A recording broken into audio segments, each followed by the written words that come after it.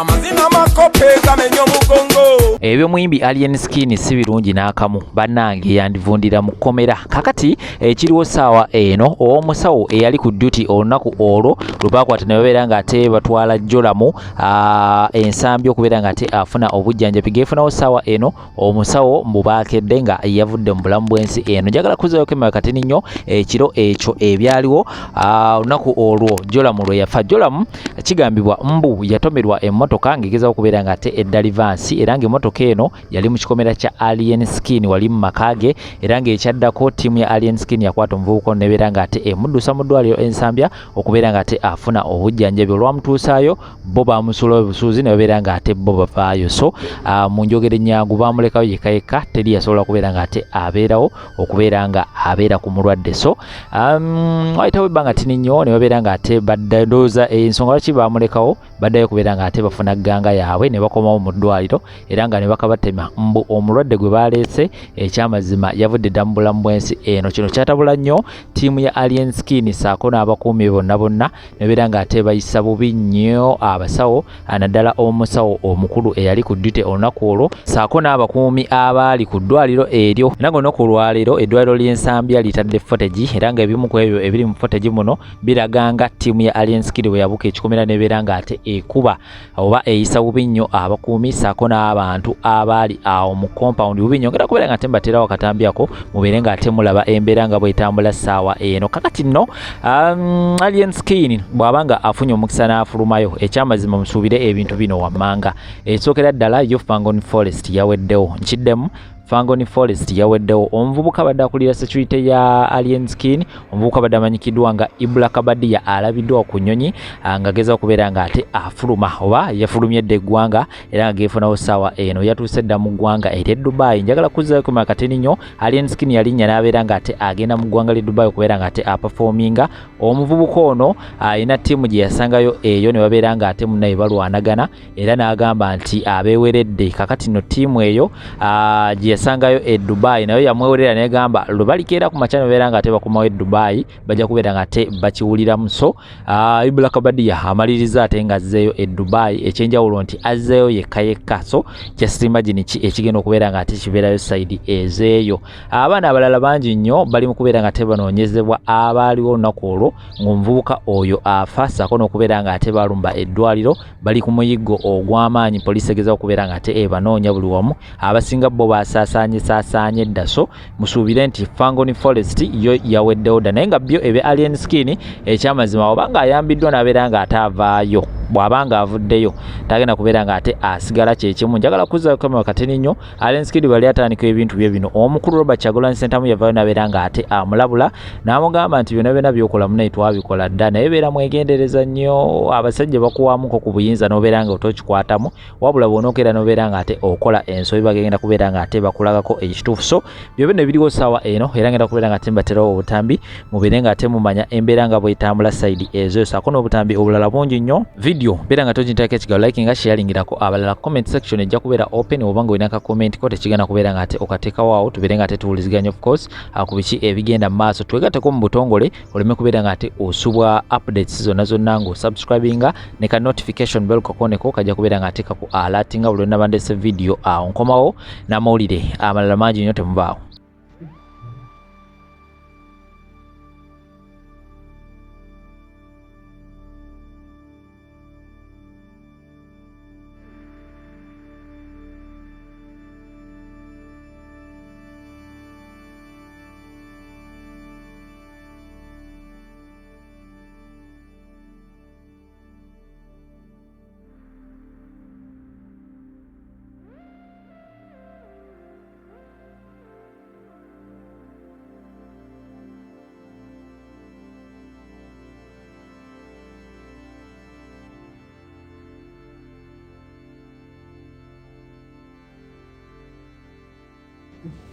Bannayuganda simanyi video eno bamwenna mugirabyeko ne these are what we call horrible scenes. Video ezentiisa omanyi ebintu emu abantu babyogera bugeza abantu balumbye eddwaliro nga tonnabiraba kutosobola kutegeeza kitegeeza naye njagala mutunuulira akatambi kano ng'ekibinja kisazeeko abagadi b'ensambya ne kye baabakola. Laba omusajja ono omugere gwakuba munne. Laba engeri gye basotta omusajja wansi. Laba kaafu gye bajja ne bamukubira wansi ng'atudde. Nga bwe tuyimba free alien skin. Koze kokwagaliza munne kukomera kibi. Naye ebikolwa bwe biti tulina okubyogerako. Ebitu embeera mu ghetto nga mwewaanawaana nja kukuba ebbaati, nja kukuba enkaafu, nja kukola ki. Bantu mmwe. We have to incarcerate you guys. We have to condemn this. Tulina okuba dipruti, tulina okubajja mu society muwaddi, tubagirewo ddala mugende. This is really bad. Ne mulumba abantu, ne mubakuba module eno. Ne mubuuka ekikomera ne mugwa muna like goonies, like hooligans. Nze Timon, I have a thick skin, siti abantu kunvuma. As long as kugamba, I have an independent mind. Omuntu okwera mukwano gwange, ate ogula mutwe gwange. We cannot sit back and watch things like this happen. Nitusirika busirisi. Cause lero mukubyo ne kyamujja kubanze. One yasoka yavayo mu mukubye banjaseza eardrum ne mukola n'oluyimba lulamba kumwasa eardrum. Kati labo omusajja kye mukoze. Basajja bakuru balese abaana ewaka. Balese famire zaabwe waka, balese bakyala baabwe waka. Bazzeyo balema. Bazzeyo amannyo temuli. Bantu ameka be mukubye. Nina ne mukwano gwange wali wano mukwano sijja mwoganya kwa mumanyifu wano kujja ndibule mwamumanyi. Mwamulumba ne mumukuba. Ne mukuba abantu. Juzi wano mwakuba Shatter Empire. Mukwano gwange ajja kuvayo naye abyogere. Mwamukuba amannyo geno ne mugajjamu. Imwe abantu mmwe ab'ekibinja ekyo. Byembagamba bya ddala 5. Nemu nange n'ensi tewangulwa b'amaanyi, ewangulwa bagezi. Ab'amaanyi bonna ebeera 5 oba kkomera ku bibiri olondako eki mulifunako ekimu. This is really bad. There is nothing right in this. Okusinziira Katambi kenda by'abaana ba Fangoni nga babuuka ekikomera ky'egundi ky'ensambya. Ngenda kusinziira ku mukutu gwange wano mbagambe mpozi nga President Museveni yagambye oba afande Nakalema nga be bagambye nti alien skin ateebwe tebagenda kumuta. Bayinza okwagala alien skin okusavinga nga example eri ekibinja ky'abavubuka oba eri gganga gyakulirwa. Eri gganga gyakulira. Ndabye abavubuka nga babuuka ekikomera ne bakuba abakuumi. Ate ng'ekyo baakikola nga basoose kukuba abasawo. Ne bafuluma ne bapaakinga emmotoka wabweru, basikaali bwe baggalawo ne bakomawo ne babuuka ekikomera ne bakuba. Kati bino ebintu bitegeeza bwe biti. Egimu ku misango alien skin gye yazza. Mwe muyinza okuza alien skin ali ku musango gumu waliwo kibayita trespassing. Omusango trespassing ogumanyi kwe kusaalimbira mu kifo ekitali kikyo. Ate ng'oyingiddewo si mu mateeka. Ebiseera ebisinga omenya bumenyi oba n'obuuka ng'abaana bwe baabuuse. Illegally entering a private or a restricted property such as a hospital without permission. Number 2, assault.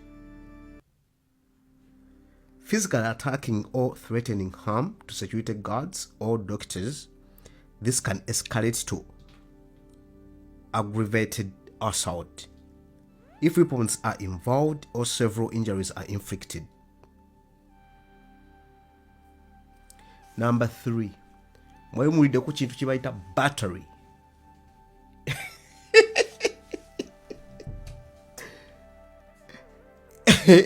If physical contact results in harm, battery may be charged alongside assault. Ejuju nayo n'emisango giri ku boss wa alien skin. Mwe kati mugenda kakasa ati amateeka e Uganda agakola mayi mwasama nnyo ebyana bya Fangoni. Waliwo ekintu kibayita disorderly conduct. Ogwo nagwo musango. Engaging in violent or disruptive behavior in a public or private space. Ebyo byonna baabikoze gyonna emisango egyo gigenda ku boosi wammwe eza akantu kwa mumatu gavana. Number 5, malicious trespass.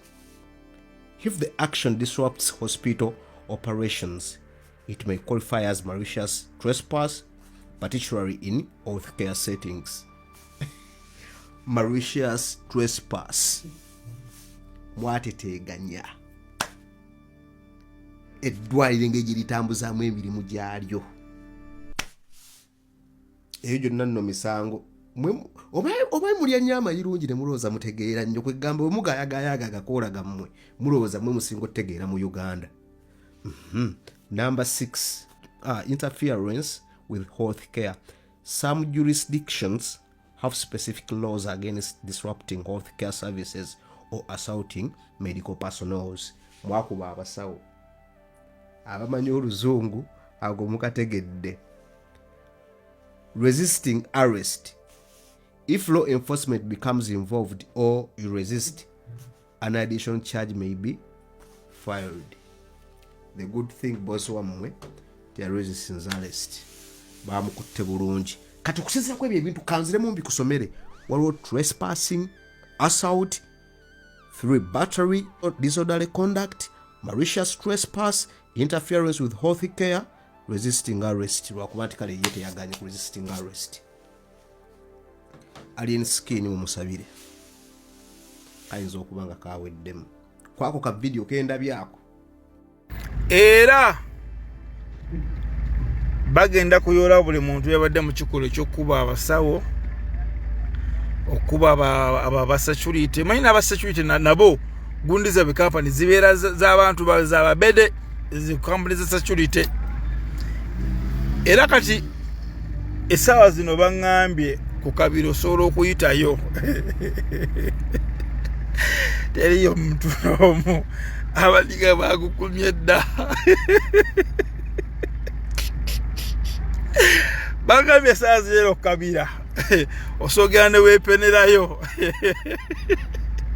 buli omu yaliddemu dda kawaani. Maama omukatuli kyatabuse n'owa security yakubye ebitongole bibiri. Yakubye omukatuli bakubye abakatuliki ne bakuba n'aba security. Fakatugulire gye gunaggwera. Ng'omukatuliki mutiye maama gwolaba abadiga babalesa akakoola ne balekawo omuddo. Buli omuddo bamugamba nti omukulu bamuyodde nga boola agijjayo. Katule gye gunaggwera. Muganda wange eno ensi eyina bannyiniyo. Ebigambo byange njagala bibeere kiriya eri buli muvubuka yenna, eri buli muntu yenna. Bano bagiwadde omuliro, bano batosobola kuddayo, tebasobola kusiba, gundi kaguyingiddemu. Honorable Nsereko yatugambye ogwo omusango gwe bamutaddeko si capital offense. It is a ridiculous case in capacity in submanner. Bagenda muta. Byonna byayogeddwa azzeeyo ate ne biggwa. Ompulidde bulungi? Sajja bagamba lwakuba abantu tuli beerabize naye senga tuyigira ku bannaffe. Waliwo omwana yabadde aleeta discussion wano ez'ekisiru nti Alien Skin alinga sipapa. Briefly abatali mu Kampala ngezaako okubajjukiza toddangamu okukola ensobi yonna n'ogeraageranya Alien Skin ku sipapa. Alien Skin ebimotoka byavuga byonna ebyo byalowooza nti akola convoy. Sipapa yabeeranga ne convoy y'emmotoka nga 10 naye ng'emmotoka zonna eziriko mwaka.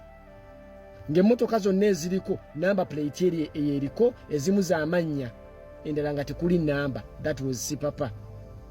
Bwe tudda ku bakazi sipapa be yeebakangako. Sipapa yabeeranga n'ebyana oba yabijjanga mu ggulu nange simanyi. Ng'otunulira omwana w'Omunyarwanda, omwana w'Omutolo, w'Omunyankole, omwana w'Omuganda n'okkiriza nti abakazi bazaala abaana.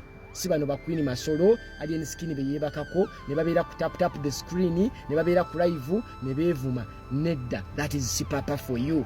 Sipapa was the guy. Njagala mumpeyo video emu nga Alien Skin ali n'omusajja w'entebe nga bali 1-on-1 nga tewaliwo bulooka amututteyo.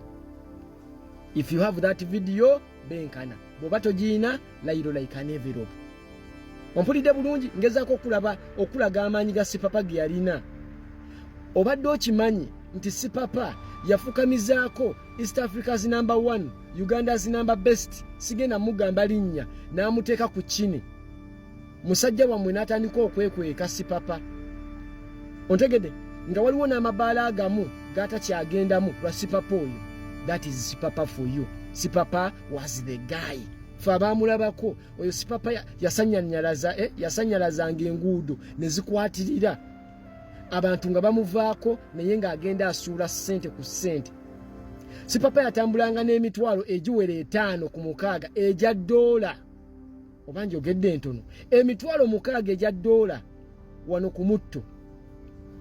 Alien skin watambulanga na mmeka? Alien skin, what do you have? Buli mukazi Sipapa gwe yeebakangako ng'amupangisiza ebugoloobi, ebukoto, enajjeera, kitintale, yonna buli n'ennyumba eri fully furnished. Oba yali apangisa, oba yali tapangisa, ezo zaalinga ssente. Gwe yeebakako n'amusiima, nyumba fully furnished, motoka, nyumba fully furnished, motoka, business, genda okole. Alien skin. Bano abawala bobeera nako ku TikTok. Buno obuwala obubeera n'enfuufu ku bigere. Bwe bwakumakingisa okulowooza nti oli wa kitalo okusinga bonna abaaliwo. Muganda wange, Sipapa oyo temulaba mirembe gino okukyuka. Sipapa yamalangayo. Oyo Sipapa wavaako n'okugereesa okugamba nti yali asigudde muko omuyimbi gwe mbagambye. Naye nga n'omuyimbi gwe basikuliddwe omukazi talina kyasobola kukola wabula okujja bakuyita kulamentinga nga gyabyogerako bwogezi. Talina waakumuloopa, talina kyamukola. Sipapa yawaako oyo omuyimbi ssente, n'amugulira emmotoka, n'amuwa ssente, n'amuwa business, n'amuwa buli kimu. Olumala n'amwefuulira. Omuyimbi n'asirika. Sengo n'ategeera omuyimbi gwe njogerako, ojja kutegeera nti Alien Skin yalemwa n'okufukamiza muto wooli. Sipapa gwe yafukamiza, ono muto we yamukuba empi. Muto wooli omuyimbi, Sipapa gwe yafukamiza. Ono muto woyo ye yamukuba bukubi na mpi. So tosobola kwegeraageranya ku Sipapa. Bw'aba muto wooli yakuba empi ate ne baagala n'okusiba, kitegeeza totuuka na ku koota ya Sipapa. So embeera eyo nga mwesuddiya nga munyumya ebiboozi by'okuludo, muganda wange eno ensi tosobola kugikungula kyenjizeemu. 2 mubeere beegendereza n'emikwano gye muyina. 3 togenderanga ku nduulu. Ekyokuna buli w'okolanga ekintu dda mu buliri bwo weekube mu ttooki, ojja kutegeera ensobi z'okoze orifoominge gwe wennyini ng'abantu tebannagambako. Ekyo bw'onaakikola ojja kuwangaala muganda wange. Ebimu ku bituwangaza emyaka 12 ku nsi nti we are not perfect but there are some mistakes we do, ne tuyingira obuliri bwaffe ne twebuulirira. Mulwana Patrick ne bw'onaaba ovuddeyo please weebuulirire. Nze mbadde nninza okulaba omusajja ali anirule nga bwe bamubuuza ebibuuzo tabiddamu. Nze nali simanyi nti ono omusajja asobola n'okkeera ku makya n'ayogera n'omuntu with respect nga kye bamubuuza kyaddamu n'obwetowaze obw'ekitalo. Ontegedde? Bano abakazi abaasoma n'abasajja abaasoma tebaagala nonsense. Olesa abasajja abali mu musango gwa Hajati ne Haji baleekaanira ku kooti, bagenda kukusiba muganda wange. Ate mu byonna ebyayogeddwa tonnawulira mu linnya Nsambya hospital. Kati bagenda kumukuba kisenge eddiiro Kasubi Nabulagala. Omulamuzi alwadde, omulamuzi afiiriddwa, omulamuzi enkukunyi emulumye, emmese yadidde omugaati gwe. Ekyo kigaana omulamuzi okujja mu kooti oba badde tokimanyi. Emmese okulya omugaati gw'omulamuzi tajja kujja. Court adjourned until further notice. Ompulidde bulungi? Message ngisindikira buli muntu yenna. Ompulira? Tubadde tulina abantu betusuubira okulabako mu kooti. Ba Edirisa Musuuza tebajja musiba. Oyo katulabe. Kenzo yabadde mugezi. N'agamba ensonga z'abasawo okubakuba kanjira nzitunulamu. Because some people tebagenda ku ssomero bati balina amagezi. Teri muntu yenna ayinza kuvaayo ategeera neyetunuzaamu kamera awulereze omuntu eyakuba abasawo okujjako ng'omutwe tegukola. That is the more reason why abantu b'obuvunaanyizibwa tembalabyeyo. Era mujalaba bano abatunda ensujju, abali b'amayirungi, ababaziba obumasu, bano bacupa ddebe. Era ojasanga omusirusiru ng'akyawaga munne ali mu kkomera ennaku 2 ezo ze bamuwadde okukomawo ku Lwokuna buli ssaawa emu ey'eruzira ebalibwamu omwaka mulamba ako ka bwongo kati kiri gy'oligwa okuba kkerere muganda wange mujja kukiwulira. Abalungi abatuwuliriza era abatulaba olunaku olwaleero tukyaddeko ewa Sheikh Ashraf Dembe. Sebo nsanyusa okubalaba. Amannya agange nze Sheikh Ashraf Dembe akola ku bizibu by'enjawulo. Omuntu singa aba alina ebirwadde musomereddwa tumuwa amazzi ga lukuya nga bw'obadde ogalaba tugenda abantu ku kyoto ne twokya emizimu emibi egibabaamu n'okulomba edduwa abantu singa abeera ng'ali wano atuuse sobola okumulombera edduwa ne waba atatuuse nga mpadde amannya ge naye ng'ali wala maneetaaze enamba yange yeeno eri 0707363711 nammwe bannyinaffe abali ebweru oyagala okuba nti oyagala okulombera ku dduwa ng'olina ebizibu viza zibuze amaka gakolongotana sente zikola zimpita mu ngalo ojja kumpeereza ekifaananyi kyo n'amanyago ebyo byokka bijja kummala nja kukulombera edduwa ojja kutereera olunaku olusembayo mu mwezi mba n'edduwa eyawamu ffenna n'abalwadde bange abakadde n'abapya. Salaamu alaikum warahmatullahi wabarakatuh.